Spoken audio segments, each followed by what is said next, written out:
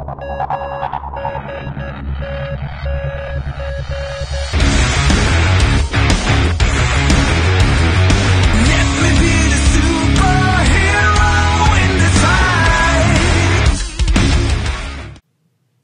world, and welcome back to the Global Frequency. Today we'll be taking a look at some recently acquired projects from independent creators that really caught our eye. I'm Aaron, and this is Featured on the Frequency. First up, we have some amazing artwork from Peter Palmiotti. If you caught our last episode of Coffee and Comics, the one where Garrett and I discuss narrative framing, you won't be surprised that today's episode features something you can literally put in a frame. If you missed it, go check it out. What can I say? Peter's work speaks for itself. His inks are bold and elevate the original pencils with an extra level of energy.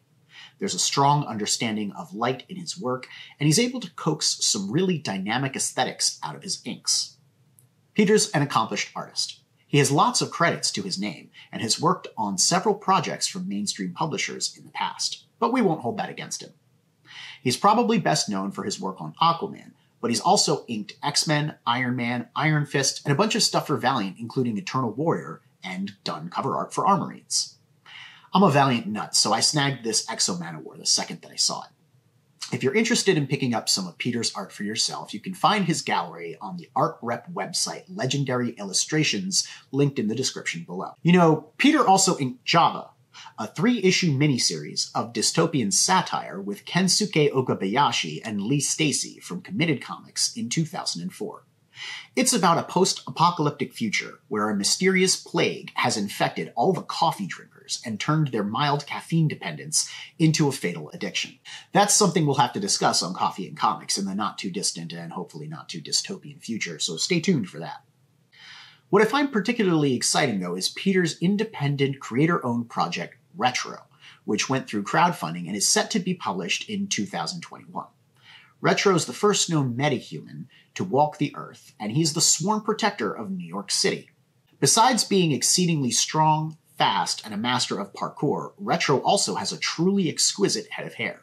I mean, seriously, look at that mane. Samson's got nothing on our boy Retro, and if he doesn't have a secret identity as a hair model, his luscious locks are going to waste.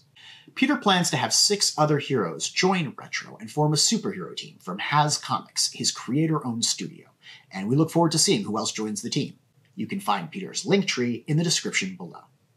Next up, we have Freaky Faces from Randy's Siplon, a limited edition, old-school monster trading card set that marks Randy's return to the wonderful world of self-publishing. Randy funded Freaky Faces on Kickstarter, and although it's come and gone, you can still find his original comic book, Kill Reaver, in demand over on Indiegogo. Kill Reaver is a 40-page, full-color epic fantasy comic featuring badass artwork for lovers of heroic fiction. According to the campaign description, it's got tons of action and adventure with unyielding intensity and amazing artwork that will blow your freaking mind. But you better pick yours up quick because Kill Reaver is already fully funded, and Randy plans to begin fulfillment in April. We're looking forward to receiving our copy when Randy bags it up and sends it out, and you can no doubt be sure we'll have more to say about it then. Randy's got a great reputation as a sketch artist and freelance illustrator. He's worked for Lucasfilm, Marvel, NBC Universal, Topps, and Upper Deck, but with Kill Reaver, he wanted to begin branching out and doing more. Still, the $1,500 stretch goal was unlocked during the campaign, so every backer is going to receive an original Kill Reaver trading card, which means Randy won't be done drawing sketch cards anytime soon.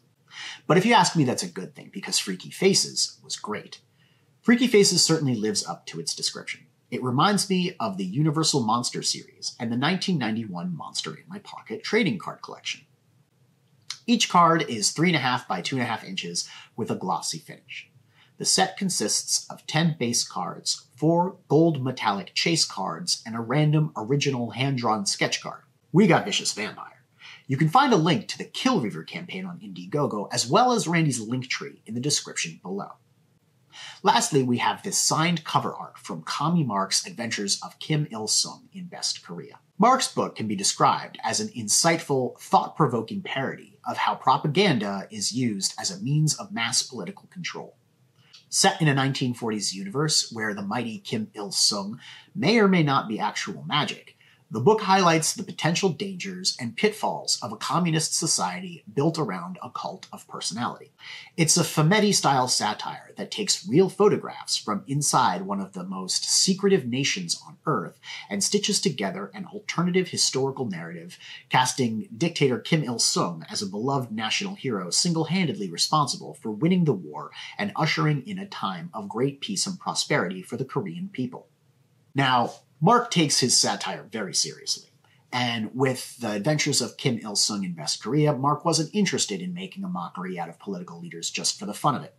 He wanted to create something timeless, something that would still resonate 10 or 20 years from now. In his own words, he wanted to make a pretentious, pseudo-intellectual, smell-your-own-farts conceptual art piece. And what can I say? He succeeded. The campaign received quite a bit of attention, and although it's over, you can find Mark's other project, Not Daredevil, the greatest name in comics, currently in crowdfunding on Indiegogo. He's also got another project, Krishna Kid, the complete Eye of Brahma saga, in pre-launch.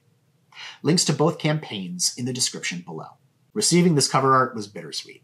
Although we were happy it arrived safe and sound from overseas, by the time it got here, the artist, Captain Head, had met an unfortunate end. Although he's no longer with us, his legacy will live on in our hearts and minds forever. You know what they say. You can kill a head, but you can't kill an idea. Rest in peace, Captain, wherever you may be. Anyway, that's it for this episode of Featured on the Frequency. If you have an independent project you'd like to see featured, reach out to us through our website or leave a recommendation in the comments section below.